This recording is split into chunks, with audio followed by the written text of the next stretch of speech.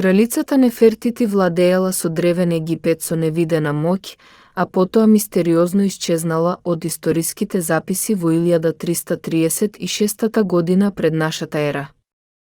Но некои веруваат дека таа тајно го зазела местото на нејзиниот сопруг како фараон откако тој починал. Нефертити исчезнала од историските записи во 12-тата година од 17-годишното владење на нејзиниот сопруг. Исчезнувањето на Нефертити ги збунува историчарите со векови. Малку се знае за неа, но се претпоставува дека била родена околу 1336 година пред нашата ера. Таа била ќерка или внука на советникот Ај, кој станал фараон кога починал кралот Тутанкамон во 1323 година пред нашата ера. Некои историчари сметаат дека Нефертити била принцеза од кралството Митани во северна Сирија.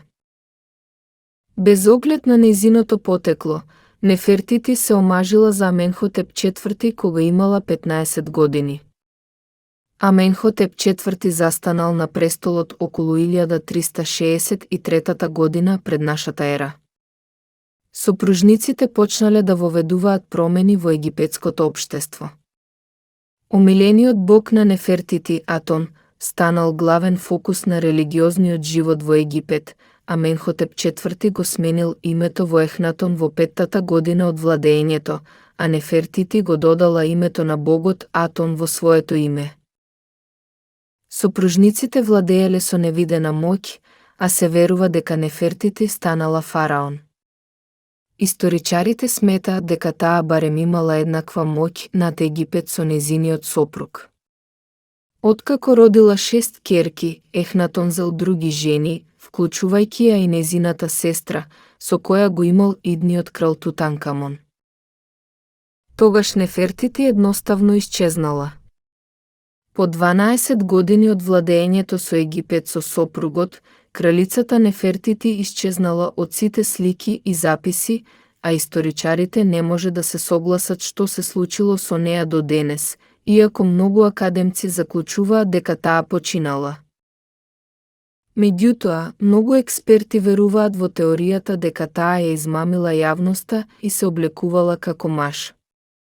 Некои експерти сметаат дека таа владеела како фараон откако починал Ехнатон и дека неговиот наследник, фараонот Сменкаре, била всушност Нефертити. Други веруваат дека таа била протерана бидејќи не родила машко дете, а некои претпоставуваат дека се самоубила кога една од нејзините ќерки починала при породување на 13 годишна возраст. Но нема докази за која било од овие теории. Во февруари годинава излезе веста дека гробот, во кој се смета дека почива кралот Тутанкамон всушност е и гроб на Нефертити откако биле пронајдени тајни соби во гробницата. Сепак, никој досега не ги отворил овие врати.